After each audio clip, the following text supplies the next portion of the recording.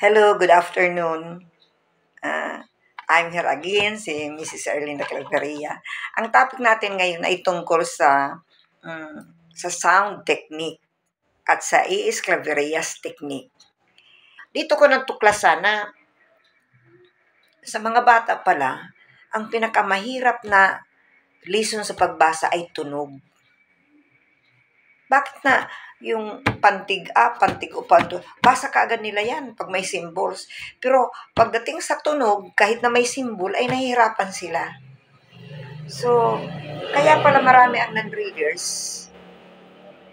Kahit sa high school, marami ang non-readers. Kasi nga, ang DepEd, ang curriculum niya ay marungko. Nagsisimula sa tunog. At nagtuturo pa sila ng alphabet. There are 26 letters or 28 letters in alphabet. At ituturo yan ng mga guro para doon sila kukuha ng tunog sa mga letters. Sa Claveria, hindi kinakailangan ang letters. Hindi kinakailangan sa pagtuturo o sa pagbasa ang letters. Yan ay kailangan lamang yan sa pag-spell, sa pagdikta, at sa pag-alphabetize. Pero sa pagbasa, hindi naman yan kailangan kasi hindi naman by letter ang pagbasa. Okay. Pero sa sound technique sa marungko, kailangan yan dahil doon sila kumukuha ng tunog sa letters. O, kaya natatagalan sila makabasa. Inaabot siguro aabutin ng 3 months or more bago makabasa ng aklat ang mga bata na tinuturuan ng sound technique. So, kung talagang magaling ang sound technique, bakit ang dami-daming non-readers? O, yan. Sa 4th year, may mga non-readers. Sa high school, may marami ang non-readers. O, kung halimbawa baga sila sa grade 1, kahit na hindi sila marunong bumasa, pagdating sa grade 2, nagmarungko. Nag-remedial ng marungko. Dapat natuto na sila. Ngunit hindi sila natuto. Pag grade 3 nila, nag-remedial na naman ng sound. Ganun pa rin. Hanggang nakarating sa high school. Dati, pag high school na naman, ang mga teachers nila sa English and Filipino, nag-remedial ng sounds. Pero wala pa rin. Di pa rin sila natututo. So, dapat siguro,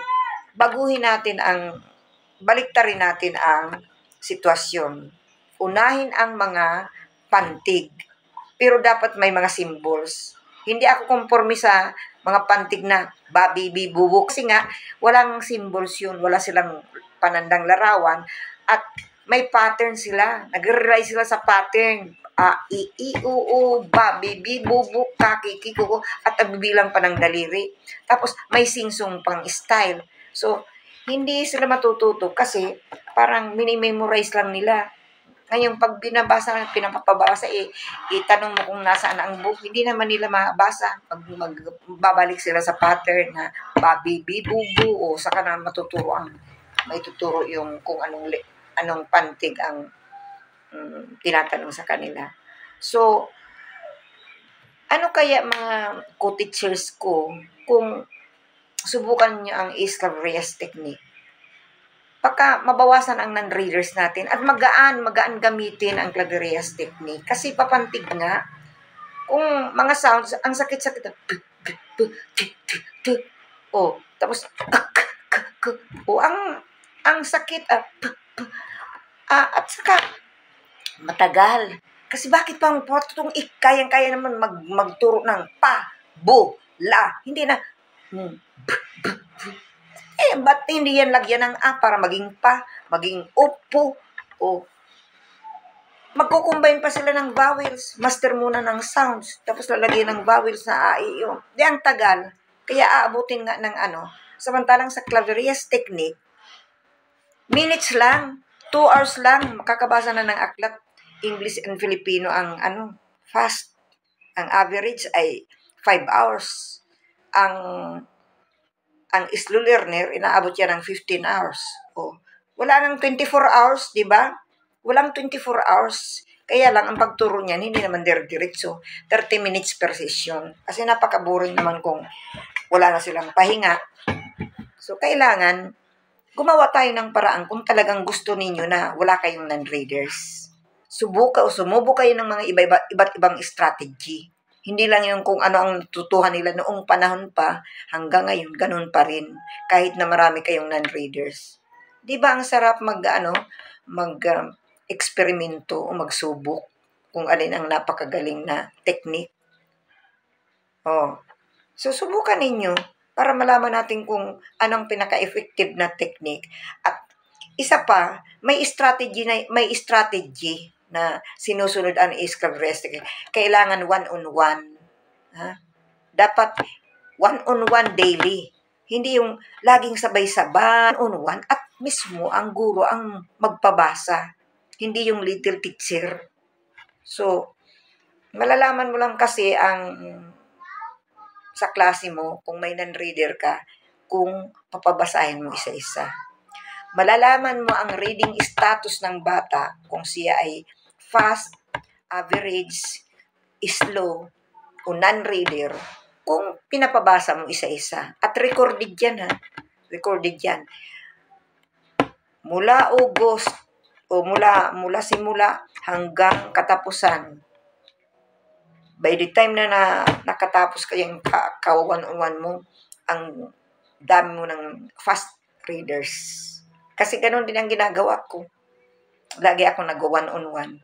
At ang mga bata, alam niyo, nahihiya sila sa guro kapag araw-araw na hindi sila makabasa. Kaya sila ay kusang loob, may kusang palo sila na nagpapaturo sila sa magulang o sa mga kapatid kasi nahihiya sila kay ma'am na lagi silang binababasa araw-araw at ganun pa rin ay hindi siya makabasa. So, siyempre, nahihiya naman siya. At yung mga para-absent, aagapan ninyo. Yung kaagad ang papabasahin ninyo para bukas, kahit na mag-absent siya, at least nakabasa siya. At kung ang para-absent ay lagi ninyong pinapabasa, hindi na siya mag-a-absent kasi nafe-feel niya na mahal mo siya, love mo siya, may concern ka sa kanya. So, mga co-teachers, why not try the Ace-Traverse technique para mabawasan ang mga non-readers natin. Magaan yan, ituro. Just imagine, 4 lessons lang. Kung ikukumpara mo sa Marungko, 38 lessons at pa isa-isang tunog, napaka-boring naman. Pwede naman ituro sa loob ng 10 minutes, lahat ng tunog. Bakit pa isa-isa pa? Magkukombine pa ng vowels. Oh, sayang ang oras. Saka hindi ako halimbawa hindi nila ma-master ang tunog. Master nila ang tunog. Ngunit pag in-apply nila doon sa word, halimbawa dagat, hindi na nahirap na sila mag-diretso. Daga. Kung sasabihin ko, kagat, dagat. Ito naman, bigas. Sabi niya, biga. Sabi ko, tunog ng balon. Saka lang yung mga bigas. At ang pagtuturo naman, hindi naman direkta na ituturo mo ang tunog. Ituturo mo sa kanila, i-remind mo sa kanila ang larawan para makabasa sila ng tuluyan. Napakaganda ng Traverse technique. At ang target natin ay achieve the 0 non-readers in your classroom. Kaya, subukan ninyo at baka mag-enjoy kayo ng resulta. Pero, ang advice ko sa inyo, mag-avail kayo ng complete package. Kasi, dire-diretso, napakasaya kung dire-diretso ang pagtuturo ninyo. Pero kung nagtipid-tipid kayo, lesson 1 lang ang binili ninyo na flashcards, pagdating sa lesson 2, ano nang isusunod ninyo? Magbababi-bibubo kayo.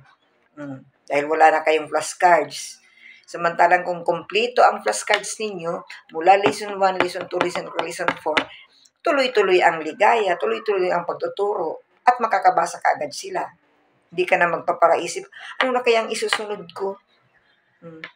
Dahil tuloy-tuloy ang yung pagpapabasa. At lagi kayong mag-grouping. Huwag ninyong paghalo-haluin yung mga slow sa fast. Kailangan i-assist ninyo ang kanilang IQ.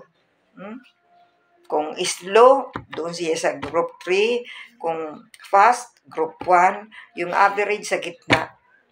i-advance, turo lang ng advance itong mga fast kasi napakabilis nila. Pati isama mo na ang average. At ito naman na slow, laging ipa-remedial, ipaiwan at mag-remedial kahit ilang minutos dyan. Ngayon, pag lagi ninyong i-remedial itong slow, makakahabol siya sa average. Hindi, ngayon wala na kayong magiging non-readers. At followed by one-on-one ang pagpapabasa. Iwasan ang pagpapabasa ng sabay-sabay. Pwede kayo magpabasa ng sabay-sabay, pero dapat mauna ang guro siyang maunang magbasa para maintindihan ng mga pupils ang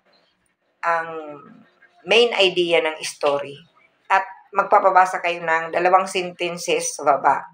And then, pwede mo naman pagkapa-explain mo, pabasahin ng sabay-sabay, pagkatapos, bigyan ng sit work, and then, followed by one-on-one. Habang habang sumusulat sila ng drawing, tatawagin mo isa-isa. 1 sentence in English and 1 sentence in Filipino. Enough na yan.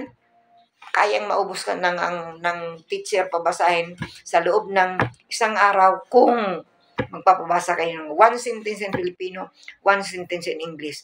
Wala kayong pipiliin at time. Kahit recess, kahit cleaning time, lunch break, sit work.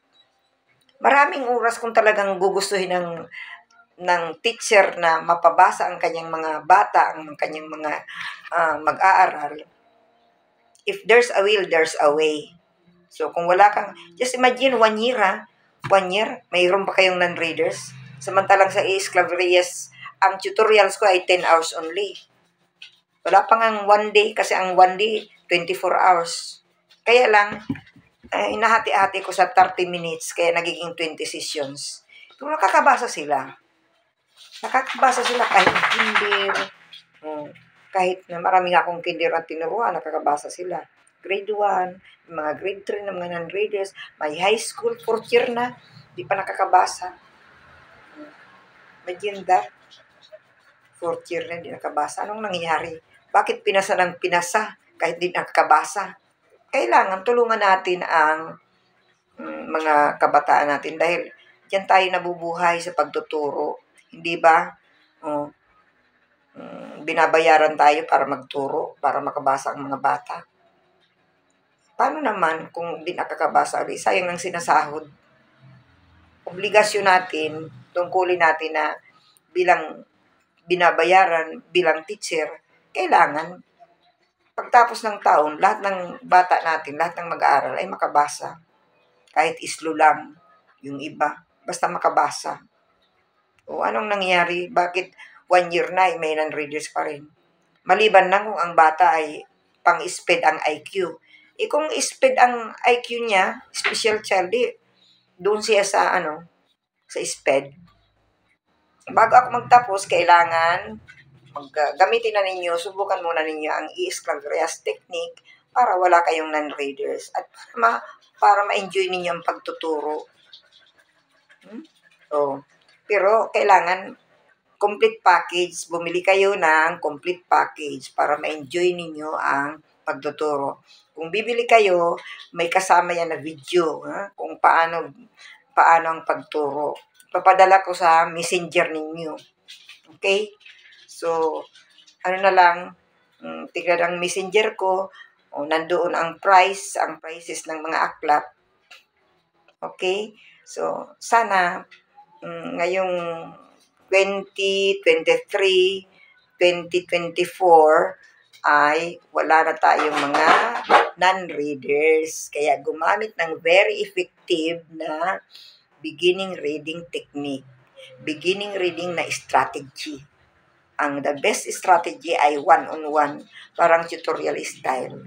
And then, gumamit kayo ng E-Esclaverias technique para hindi kayo mahirapan. Hindi masayang ang inyong oras, hindi masayang ang panahon. Okay? Sige. Thank you for watching. Please share. Maki-comment kayo. Please, mag-comment kayo. Magtanong kayo kung ano ang itatanong ninyo at handa kong sagutin. Kung kaya kong sagutin. At ganun din sa math.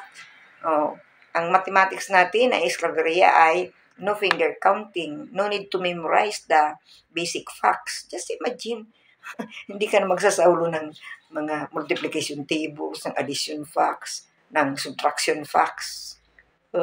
Ganyang kabilis ang esclavirist technique. At yan ay inimbento ko para matulungan natin ang mga batang hirap na hirap sa mathematics. Kaya ang mga guro din hirap na hirap din sa pagtuturo. O yun na magpapaalam na ako. Bye-bye. Thank you for watching.